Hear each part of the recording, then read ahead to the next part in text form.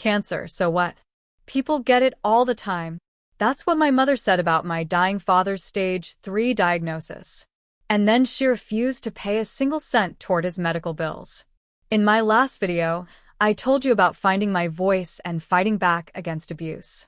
But at 29, when my father, the one person who'd always protected me, got cancer, I watched my mother reveal just how heartless she could really be. Stage 3 lung cancer.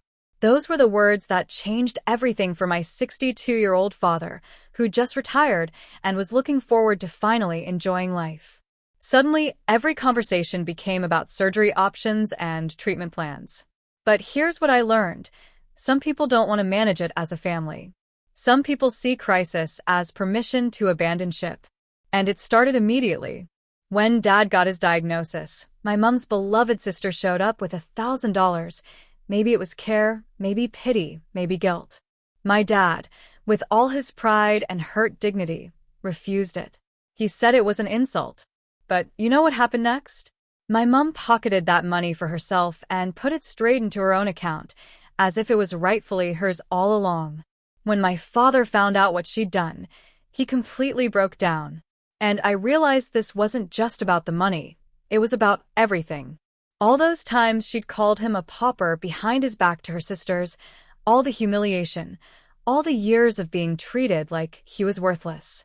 This moment crystallized every insult, every moment of disrespect, every time she'd made him feel small. But here's the cruel irony. What kind of pauper single-handedly pays for his daughter's entire university education without taking a single student loan or asking relatives for help? My father had done exactly that. Every cent of my degree came from his hard work and sacrifice. Yet she still called him penniless behind his back. I watched my father, this man who'd been my protector my entire life, who'd worked tirelessly to give me opportunities he never had, weep like a broken child. And I had absolutely no idea how to comfort him. What do you say to someone whose wife has spent years systematically destroying their dignity and now won't even let them die with it intact? My biggest regret from that time haunts me still. I should have knocked some sense into him and forced him to come stay with my husband and me. I should have physically removed him from that toxic environment. But he truly lived by his words. This is their fight, not mine. He refused to leave, choosing to endure her cruelty rather than abandon what he saw as his duty as a husband. I left him in that house with her, and I'll carry that guilt for the rest of my life. But watching her pocket that money should have been my first warning sign. I was still naive enough to believe that crisis brings families together, that when push came to shove, we'd unite against what actually mattered. Instead, my mother saw his vulnerability as permission to completely check out. The bills started piling up with no income from Dad, but what I didn't know then, what only became clear after my father passed away, was that she'd refused to pay a single cent toward his medical bills. It was only after his death that I realized she'd been saying things like, "That's not my responsibility, and he's a pauper, my money is my money, no one should touch it." My father, even while battling cancer, had been protecting her image by never telling me about her financial abandonment. He bore that burden in silence, just like he bore everything else. What made this even more heartbreaking was discovering how much my father had been hiding from me.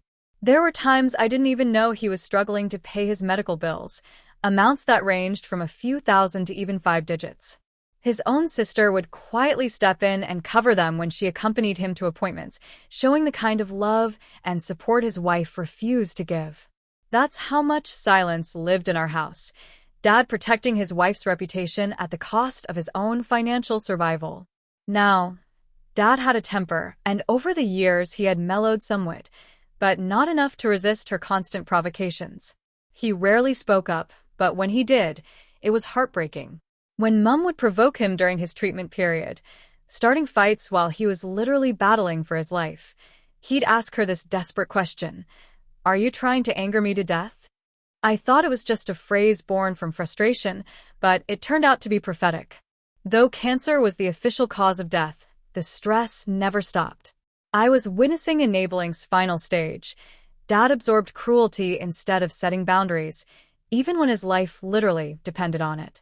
And while Dad fought this impossible battle on two fronts, against cancer and against constant emotional cruelty, Mom had found her usual starring role, the victim.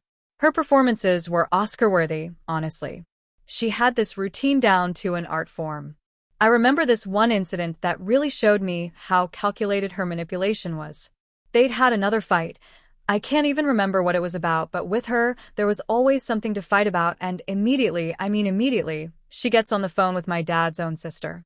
And she's putting on this whole show. Oh, poor me having to endure his bad temper again. He's literally going crazy, trying to kill me. His sister, trying to be reasonable, said, "Be more sympathetic.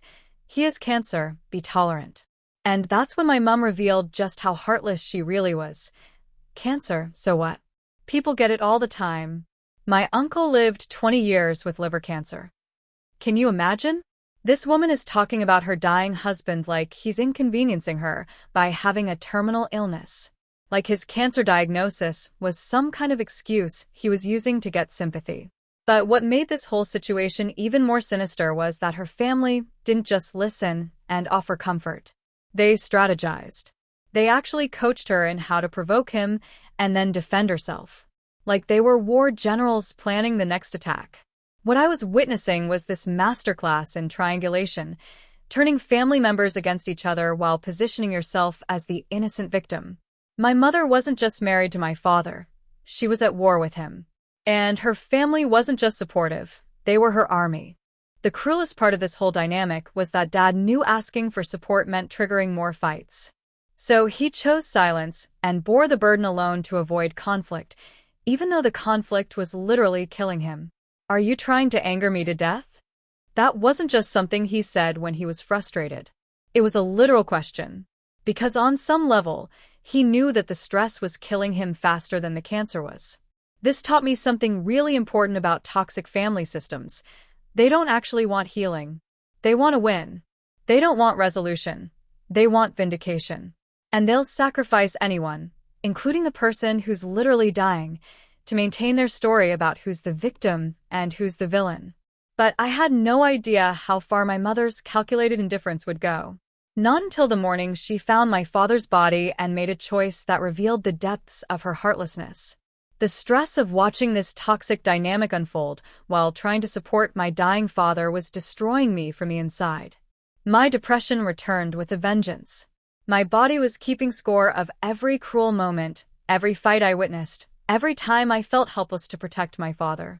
What I didn't know then was that this accumulated trauma, the childhood abuse, watching my father being emotionally tortured while battling cancer, the guilt of not being able to save him, was building toward my own complete breakdown.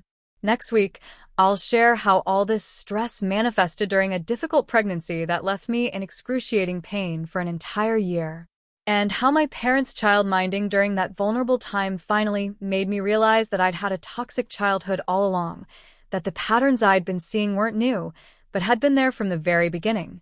If you're recognizing these patterns in your own family, please know that understanding them is the first step to breaking free. Like this video if it helped you see something clearly, and subscribe. This story gets darker before it gets better.